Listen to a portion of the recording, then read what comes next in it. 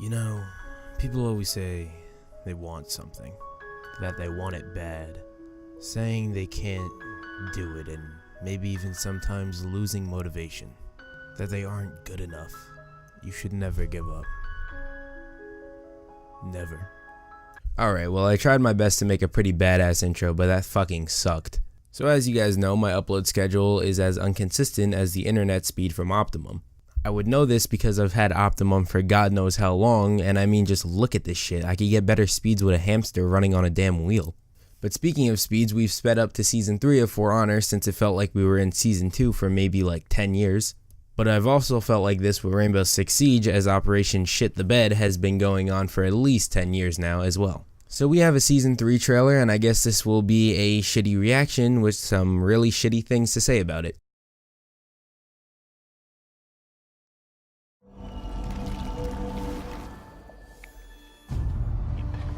Yeah, boy.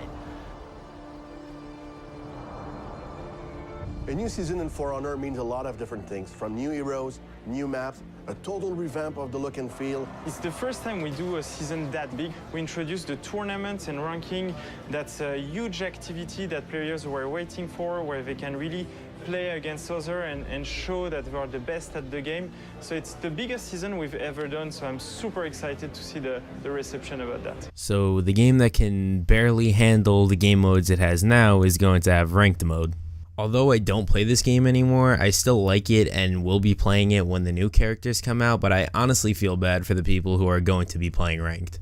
This just seems very bad and not something they should put in the game until the game is, I don't know, stable.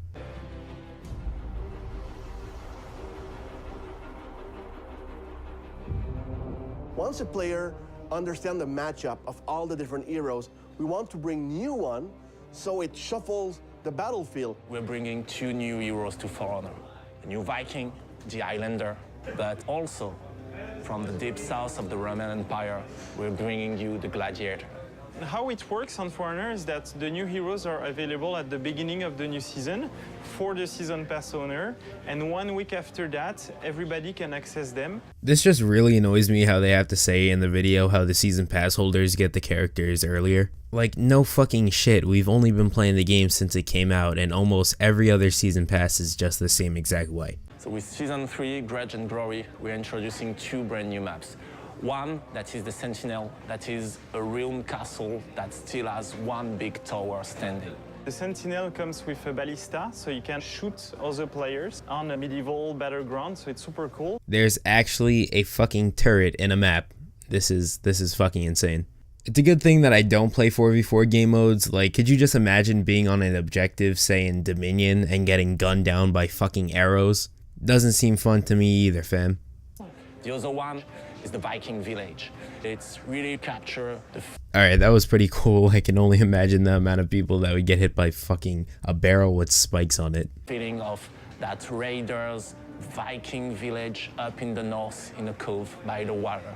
So we're adding a new rarity level mostly for the players that already completed their heroes, that want to get new visuals also for their armor or for their weapon, but also to get different statistics.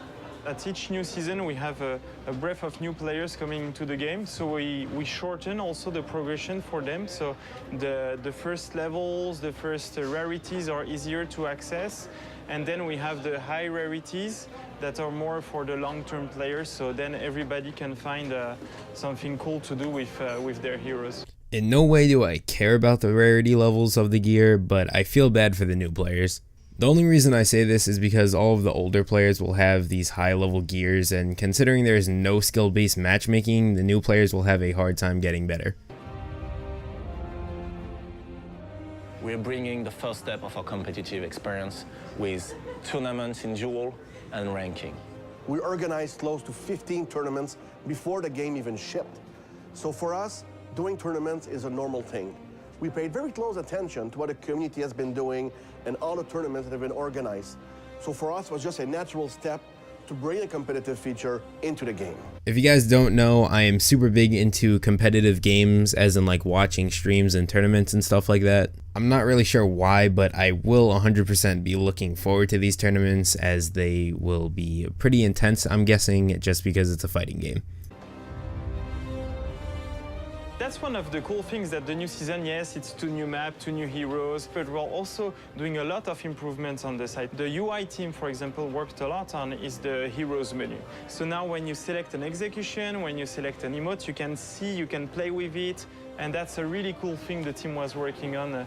We've taken a close look at some of our existing maps, and we've looked at how their arena duels were behaving.